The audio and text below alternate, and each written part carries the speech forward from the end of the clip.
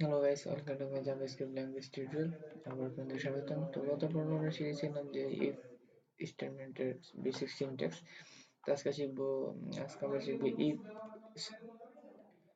আমরা শিখবো if else if else অর্থাৎ এই দুইটার মাধ্যমে কিভাবে এটার কন্ডিশন তৈরি করা হয়, সো অর্থাৎ প্রোগ্রাম তৈরি করা হয় সেটা আমরা আজকে শিখবো। তো if স্টেটমেন্ট আমরা দেখেছি, এখন সেই সাথে আমরা else স্টেটমেন্টও লিখে বলবো এইভাবে if else অর্থাৎ if else দুটা কন্ডিশনের মাধ্যমে আমরা কিভাবে প্রোগ্রাম তৈরি করবো অর্থাৎ একটা কন্ডিশন তৈরি করবো সেটা আজকে দেখাবো।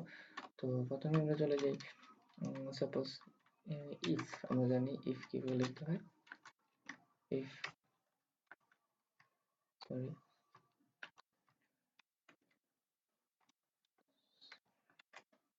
তো আমি এখানে লিখি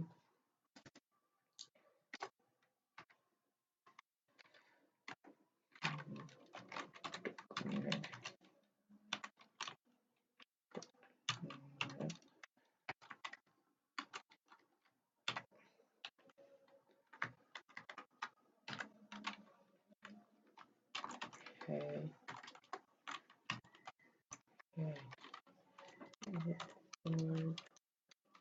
just right, ঠিক আছে, এটা হচ্ছে আমাদের কন্ডিশন। তাহলে আমি এখানে কন্ডিশন দিয়ে দিই যে সাপোজ ইসরাফিল ইসরাফিল। তো এটা যদি আমরা এখন সাপোজ ব্রাউজারে দিয়ে রান করি তাহলে দেখ কি হয়। সরি একটু সরি আসলে টেক্সট ফাইল দিয়ে এই কলটা হয় নাই, তো আমি মিস্টেক করে ফেলছি। আমি সিতে এইভাবে লিখতে লিখতে অভ্যস্ত হয়ে গেছি, তো হঠাৎ জাভাস্ক্রিপ্ট ধরছি, তো অনেকদিন আগে করছি, তো ভুল মিস্টেক হয়ে গেছে। তো 10 ইকুয়াল টু সাপোজ আমরা সংখ্যা দিয়ে আবার চেষ্টা করলাম, দেখি কি হয়। যে হ্যাঁ ইউ আর রাইট। আর সাপোজ আমি যদি 10 ইকুয়াল ডাবল ইকুয়াল সাপোজ 20 দিই তাহলে কি দেখবো রান করবে?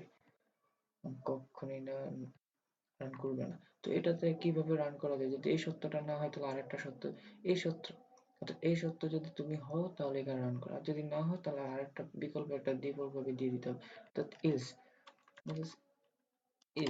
মানে হলো যেহেতু, ইফ যদি এটা কন্ডিশন সঠিক হয় তাহলে তুমি এটা রান করো, আর যদি যেহেতু এটা সঠিক না হয় তাহলে ইলস অর্থাৎ যেহেতু, এটা যদি সঠিক তাহলে যেহেতু তুমি এটা রান করো।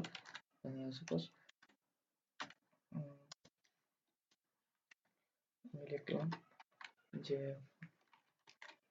document dot write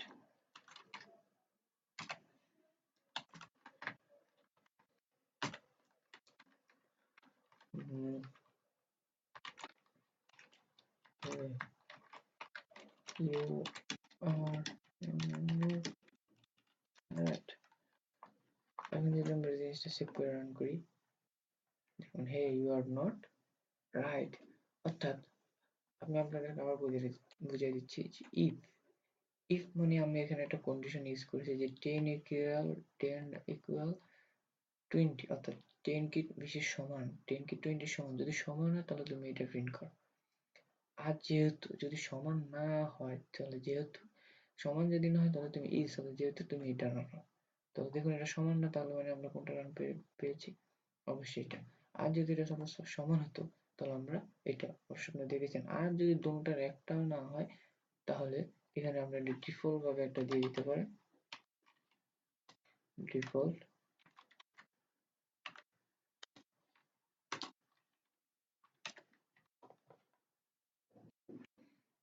ডিফল্ট ভাবে আপনি দিতে পারেন document dot write